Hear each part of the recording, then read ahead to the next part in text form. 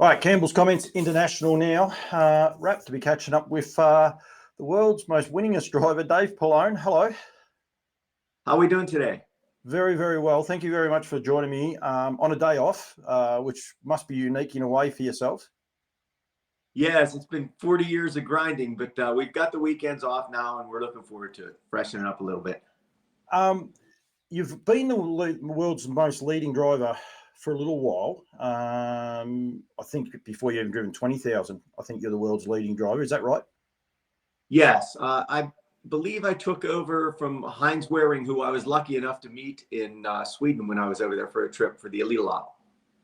You took it over from him, and I think he was on about. I've got it here. I got half a cheat sheet up here because you got some amazing stats, but I can't find that one then anyway. I had it. I did see it there anyway, but it doesn't matter. How did that feel when you actually become the world's leading driver? Like, was that ever on the radar of something to become? You know, I remember when I was maybe around 12 or 13,000, everybody said, you know, Hervé Fillon's actually within reach here for the record in the States. And I thought that was insurmountable. It was just a crazy number, around 16,000. And then we were lucky enough to catch Hervé right here at my home track at the Meadows. And they brought Hervé in to meet me, which was extra special because he was always a big hero of mine and one of the greatest drivers to ever live. And then I was fortunate enough, like I said, when I got to go over to Sweden with my wife, that they surprised me with Heinz Waring being there, and what a classy man he was. And that was a super big thrill. Yes, I never really put much pressure on myself. The media maybe did more than I did, but it's like any number. It gets tougher as you get close to the actual number. But we've been fortunate enough that everyone came pretty easy, and I was lucky enough the other day when we got to 21,000 that my family was there. Yeah, it was a great photo. I'm hoping this is actually the photo. I should have run this one past you, but I think this is it here. And there's a massive. Yes, it is. Yeah, massive. Yeah, we had the whole crew there. All three of my daughters, my grandson, my wife was there, family and friends, my mom, sister, brother. It was good. Even my brother's dog made the picture, so it was good. That's two underneath. Yeah, look at it. Bruno. That's Bruno. Does your brother drive? You know, my brother's a trainer. He's been one of the leading trainers here at Meadows for years. He and Ronnie Burke came up about the same time. And of course, we haven't had the success Ronnie has, but Michael's been a good trainer in his own right. He's got around 3,000 lifetime wins. Yeah, and he drove he won one of your classic races, one of your major races, either the Adios Pace. Yes. Yeah. Yes, we were lucky enough to win the Jugette with the filly that we own, Maudlin Hanover. So, yeah, we've had a good run together. It says here that your dad took you to the Adios Pace in 1976. So does that mean that you didn't have any harness racing before 1976? Before you, like, was that your first taste? How about that? It's kind of unique because I know, you know, just about everybody's a second or third generation horseman. You know, look at Dex and all the boys that have come up through the ranks. And I kind of had a disadvantage there. My father was a car dealer, and he just loved horses. And he bought some horses as a hobby, and I followed him along as a kid to the track. And I was always competitive in sports with basketball, baseball, and track and stuff like that. So I wanted to, you know, do something and be competitive after school. And harness racing was perfect for me right out of high school, right into the sulky. So forgive me, you're born in 62. So I'm just trying to work it out. You're 14, 15 at the time when you went to that race. And then was that it? Then you decided this is going to be my goal. I just got hooked. You know, I did come up through the ranks like everyone else, mucking stalls and hot walking, and through a local trainer that my father had, Herman Haukema. And I got a good background that way, and I kind of struck off on my own when I was maybe 18 or 19. And within a couple of years, I had my qualifying license and started right at the Meadows here, our local track. Right. So I've got down here that you've been driving for 41 years. How long have you been driving for? That's a good question. I just tell everybody 40 years because it sounds easier. I'm probably the last person to know any of my numbers. I do know I'm at 21,004 right now. Oh, serious? You drove another 4 winners the other day? Or since the other day? Yeah, it was a good day. Yes. There you are showing off. So some of the numbers, this is for the Australians, because this is Chris Alford over here, Puppet as he's more affectionately known. I don't know if you've met Chris or not. He's our Australia's leading driver of winners going. And 8,000 wins. He's a couple of years older than me. I will say he's younger than you, but I'm 52. I'm going to say he's 54 just to be nice to him. He might be a little bit older than that, but he's at 8,000 wins, and he goes everywhere and does the hard yards. Your stats are unbelievable. It works out you drive 512 winners a year, like each year for 40 years this is. So if you were doing it every year, just under 10 a week or 1.4 winners every day. No days off, nothing. They're amazing. Like, they're amazing numbers. Do you ever stop and think about that at all, Dave?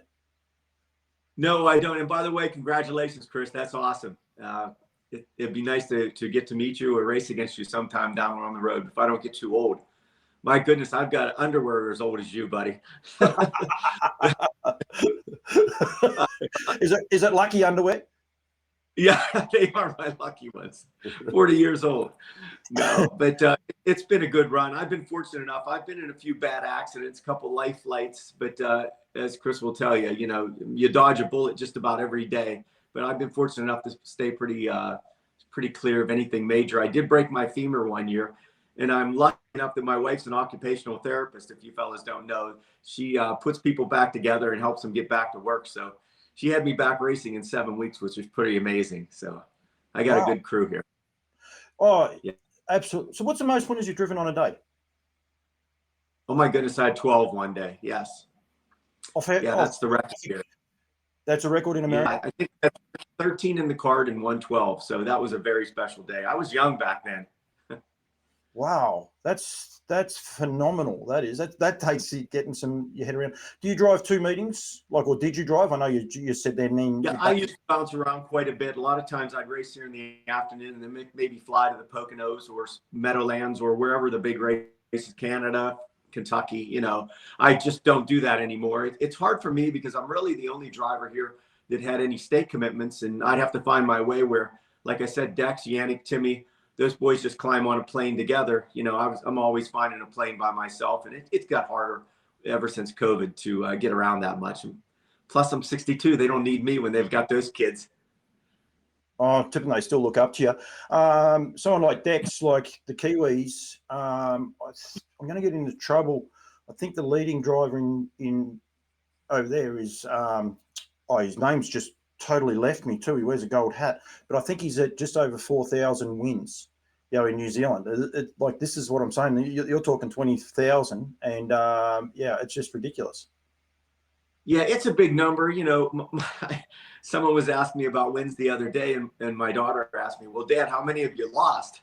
Well, I've had about 80,000 drives, so I found a way to lose 60,000 races. So let's put it in perspective. Yeah. Some of the horses you've driven, I've got the Woodlands shirt on. They're sponsors of mine. You had a great association with Sweet Lou. Oh, yes. Good friends of mine, too. Mark Weaver. I don't know if you've had a chance to meet Mark. Terrific guy. And the Burks have been loyal supporters throughout the years. But Sweet Lou was super special. He's one of the greatest pacers to ever live. And now he's, passing it on in the stud barn. And just a wonderful horse. Great memories. He won the Breeders' Crown as a 2-year-old, and still one of the greatest efforts I've ever seen. And the blowing snow sideways, he won in 149 that day, and it stood for another 10 or 12 years, and it was a very cold day in Canada that night. I bet it was. It was a Canadian guy that put me onto you, so don't worry about that. Okay, yes, Greg, he's been a friend for years. Yeah, he doesn't like the hot weather. He's worried about the hot weather here. It got to 25 the other day and he wasn't happy. So he has trouble. No wonder, because the Canadians don't mind that snow. P47, was he the best horse you've driven? No, he was a very nice colt.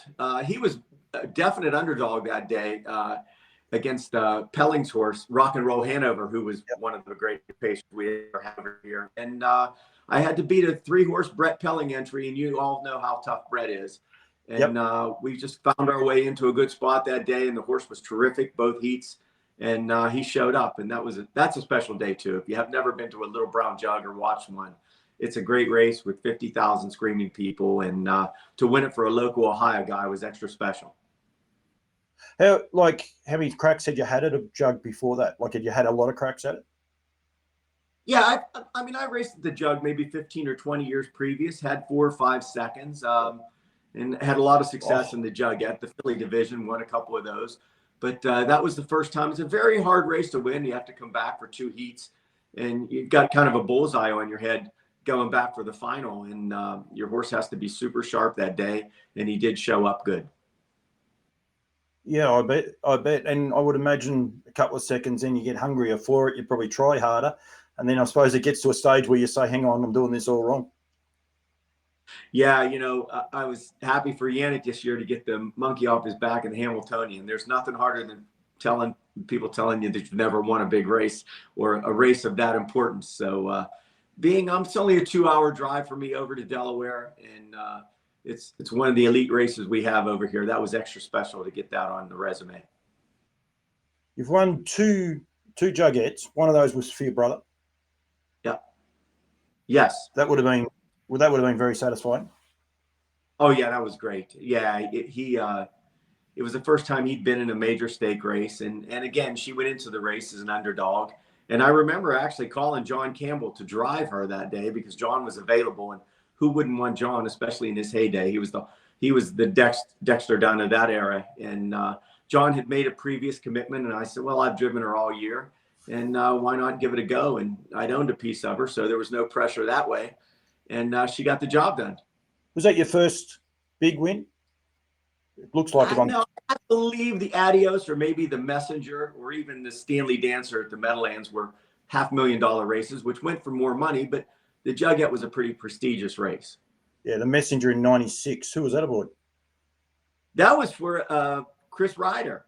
Yeah, oh. And I believe, Chris was maybe his first major race in the States, and we became good friends and are to this day. He's one of the greatest trainers over here and just a wonderful guy. Yeah, you can tell it's early because it actually says, where is it? Christopher J. Ryder is actually, like, now he's down as Chris Ryder, but in the stats at the time he was Christopher J. Ryder. So you can tell it was definitely early on. You've been associated with some great trainers. You mentioned them there. Like, did you have, when you were starting out, you've got no horse skills, I would imagine. Did you ride ponies or anything beforehand? Yes, I was in 4-H over here with the local riding clubs, and I rode Western and English and saddle seat, jumped horses, just about everything, competitive trail road. So I did have a love for horses right along, and when my dad decided to build a barn out back, that was the next step when he got involved with harness horses. I just went down and fell in love with it. That's cool. Who were some of the influences, or to get to where you are, you've had to have had, someone or probably a group of people guide you, if you like, or give you some good, like, who are the people that have influenced you to get to where you are now? I was super fortunate when I first started that I had some success right away and started claiming horses, and claimed off being a trainer named Mark Goldberg, who had dominated at the Meadows. And when we took the horses, obviously there was a lot of pressure that they would perform to the level Mark had them, and they all did well or better. And Mark came to me and said, look, what do I got to do to get you to quit claiming my horses? Do I have to put you up to drive? And we started a relationship that day, and I still give him all the credit for my early success, because you could drive horses for Mark, and it didn't matter how you drove them, they were going to win. So that caught some trainers' attention. And from there, it was Ronnie Burke's father, Mickey Burke, that started using me. The funny thing is, people don't realize, Ronnie and I grew up 5 miles from each other in a little town in Pennsylvania. And his father was a car dealer also. So we have so much in common. And it's really a Cinderella story that we both end up, in the situation we are in. Are you good mates? Yes, we are. Yeah, he's a little younger than me, but I remember him being in the winner's circle when he was 15 or 16 years old, him coming up through the ranks. And Ronnie always had a talent. And I just told his dad, I said, this kid could be special, because he was one of those guys that was just an encyclopedia about pedigree or watching races, and was really committed from the word go. And of course, his work ethic is second to none. And he's got Mark Weaver to lean on there as far as keeping him stocked up in the top stock. And there's an unstoppable force right now. Yeah, he is indeed, and has been for a long time. He's generally, when there's a nice horse, he's there, and I think he had a very good he's had a pretty good year actually this year, full stop. Yes, they every year they pretty much top the stake racing, and now that they've got so many homebreds and Sweet Lou's and their own broodmare band, it's the sky's the limit for them, and they're hard workers. They deserve everything they get. So American racing, like Aussies watch it and we think, well, I've definitely changed the way I think about it, but I reckon a lot of people think about it, well, just find a hole. If you can get to the front, good and well, and that's it. There's so much more tactics involved in it. That must have been hard for you, like when you don't have that family support and you don't have that backing. That must have been hard for you to cut into that sort of that field. Would that be fair? Yeah, I made a really good move early in my career. I'd started and climbed the ranks to leading driver here, and I moved my stable to the Meadowlands in New Jersey. So nightly, I got to watch John Campbell, Bill O'Donnell, Mike LeChance, the best in the game. And I really paid attention and kind of set my sights to maybe one day be able to do well like those guys. Never in my wildest dream did I ever think that I'd be racing against them in major stake races across the country. But I learned a lot, paid attention, made a lot of good connections out in Jersey that followed me back to Pennsylvania, and it's been lucky stroke of business after another for me, and I appreciate every opportunity I've got. And to still be able to do it at 62 is still pretty amazing, I guess. You look very fit. Unfortunately, vision's cutting in and out every now and then. That's the internet connection. I think it's because we're a dodgy day here, but you still look very, very fit. Did you have I've been some of the goals? For like 10 minutes now. I'm ready to pass out. Don't worry about that. You're not on your own there. What were some of your goals when you started out? Like, do you ever actually look back at some of the things you wanted to achieve? I really never set any goals except show up every day and do the best I could. And I've been pretty good. My work ethic's pretty good. I always showed up for qualifiers and made myself available from start to finish of the card. And my father was a very hard worker and ex-Marine, and he just kind of instilled that work ethic in me. And even now, there are days that I really don't want to go in when it's snowing or raining, and I force myself to. And I think that's part of it. Everyone that's had any success in this business has really, put their nose to the grindstone. And I still go at it. Hopefully you're still there. Yeah. Yes. Dexter, you mentioned Dexter, and that's one of the things that he does do. I know that, and some of the feedback I get from some of the other guys is he's crazy because he just goes everywhere and just works. But you have to do that in America, don't you? Yes, you do. And I don't know. Dex is one of the nicest guys I've ever met, and he's so easy to root for. And I'm not sure I've ever seen a talent like him. I'm one of the biggest Dex fans of all time, and he deserves everything he got, and it's only going to get bigger and better. I mean, if you have a horse in the race and Dexter's sitting there on the sidelines, shame on you, because it's a terrible feeling when you're on the lead and he's on your back. It's just like he's going to gobble you up, and a lot of the time he does. But he's just a good fella, and it's like I said, it's the sky's the limit for him. I've been fortunate. I've caught up with him a couple of times, and you're right. He is just a good bloke. He's one of those guys a lot of us hate. Good looking rooster, got a lot of ability. He's got everything going for him. And he's a good beer drinker too.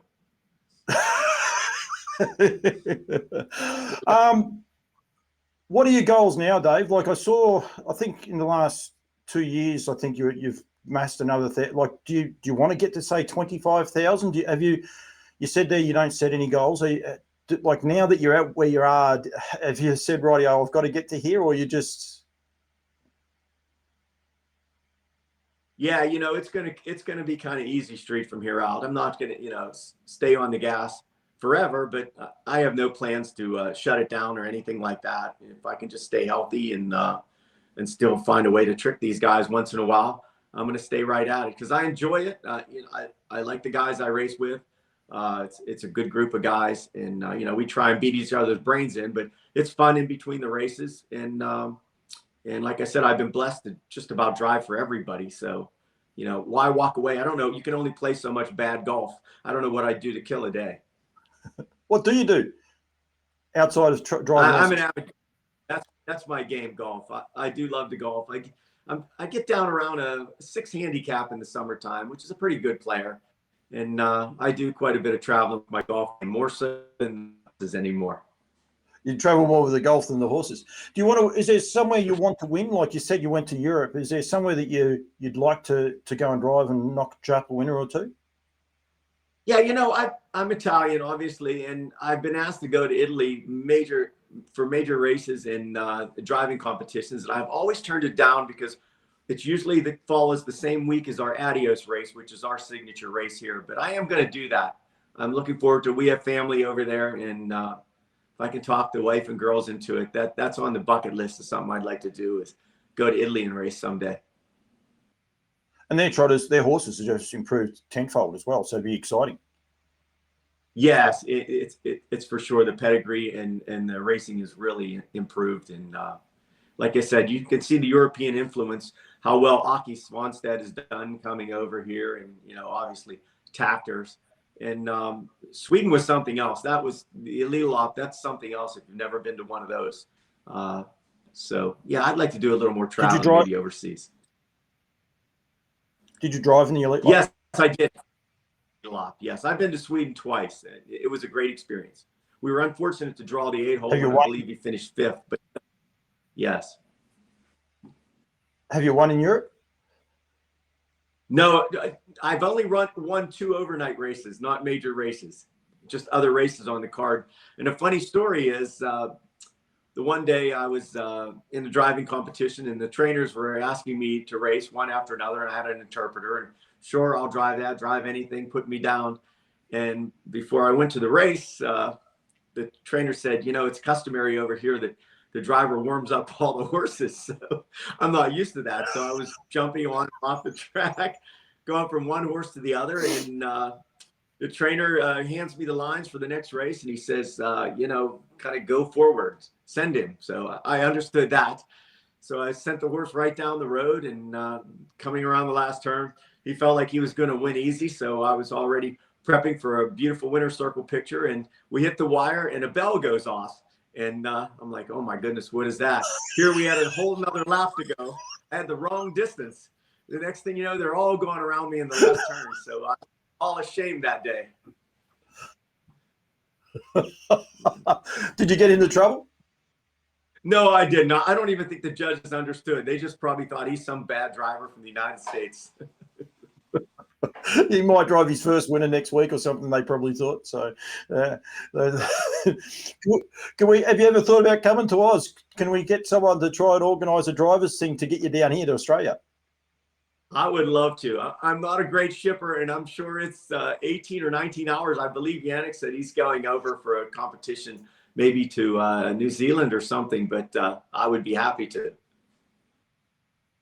Yeah, I think it's Queensland that he's going to. They've got a driver's slot series. Hopefully they're going to basically people buy a slot. They invest in a driver, and it's 20 races. And I think he's going to Queensland for that in February. I think all the slots are filled this year, but geez, we might have to get a slot holder onto you to come over. I see myself getting lost over there, 4 or 5 deep and 3rd or 4th over. And I kind of like the style, because if you've got pace, you're going to find your way out some way, which the judges are a little tougher over here on us, but it would really be interesting to do that once. I'm sure it takes a knack to get used to it. Have you ever driven on grass? Never. No. Actually, I did drive an overnight race at the Meadowlands. I believe we had some sort of promotion going on one time, and we did something like that. And it was a bumpy ride. But no, we don't customarily do that over here. And that might have been a one-time deal. I do a lot of work in New Zealand, and there's a couple of tracks over there. They're thoroughbred tracks, but they're purpose made. They're pretty much standardbred only now, so they're not as rough. And they actually have a day, they call it the Three Wise Men, with Maurice McKendry, Tony Hurley, and I still can't remember, and he's the best driver going, Ricky May, thank goodness. I got his name. And they drive against each other and other competitors all day. I think they need to try and convince you to come over. You can come over with Dex and drive in summertime on the grass. I think it would be really cool. It's a full day of grass racing, so we'll test you out that day. That would be fun, and I couldn't have a better coach than him. No, no, that's exactly right. He'll be able to tell you. Yeah, hockey. I got told I have to ask you about your hockey team. Are they any good or not? Because I get told No, that they stink this year. I know Gangle had something to do with this. I know he did. he said to me, he said, make sure you ask him about the hockey team. Tell him we've got more Stanley Cups than he does. So yeah, we're struggling, but we've been so blessed. We've had Mario Lemieux and now Sidney Crosby to root for over the years, and I'll let him get a shot at the Stanley Cup one of these days. All right, so I definitely know that he was being cheeky then. Dave, just before I let you go, do you remember your first winner? Yes, I do. It was a mare. It's funny because I bought the mare off my wife's father, who was a leading trainer at the Meadows, Bill Zent, and he told me all about her. And I was such a bad driver. My goodness, the first 3 times I must have ran into someone to get her beat. And I found my way around there the 4th time, and she got a win. So that was special. I do remember that like it was yesterday. What was her name? Red's Folly. Oh, okay, so you won't forget it. Was that the only horse you had at the time? Like, was that your first? Took you 4 drives? She was. She was the only one in the barn, and that one led to obviously claiming one the next week, and climbed the ladder after that. But yeah, that was a special win. Dave, if there's any young people watching this and want to stay in the game, what's the best thing you've learned over the journey? Yeah, I learned that they just don't hand it to you, and you really have to appreciate what you get. So, I mean, you have to really have a relationship with the people you're working for, the trainer, the owner. Be nice to them. Thank them for the drive. Show up for qualifiers. Show up, race in the late races, and really put your time in. Muck it out and appreciate how lucky we have it. Because I see a horse for 2 minutes, and these people have to look at the horse 7 days a week. 24 hours a day. So, us drivers have the best of it. Nah, Dave, thank you. I really appreciate it. You giving up a bit of time Saturday for me. Hopefully I haven't gone too much into your private time, but I really appreciate it. Amazing. Forward to it. I didn't realize Greg Gangle had any friends, but it's nice to, see that and tell him he has the best hair in harness racing. Yeah, trust me. He tells me quite regularly. Don't you worry. Don't you worry about that. Yeah, no, he flicked me a message just the other day. As soon as you drove that, he said this would be a great story, and I'm bloody glad he has, because you're not just a good story, you're a good bloke. So that part, like it's and very humble, which I think you probably got every right. You could be arrogant in a way with the amount of winners you've driven, but you're actually so respectful of all the horses and people that you've come about. Well, like I said, it's been a good run, and to still be able to do it at 62, I appreciate every minute of it, and I'm going to really enjoy it from here on out. Dave, thank you so much. Really enjoyed the chat. I apologise to people every now and then. It blew it out a couple of times, but it's just the internet. Might be your end, might be my end. It could be in the middle. Who knows? But Dave, thank you so much. I look forward to interviewing you when you've done 22,000. That'll be about a year and a half at the rate you go. That would be great, and I've been dying to say this. No worries, mate. Did Dexter put you up to that, did he? No, I come up with that on my own. Thank you very much. All right, we'll see you.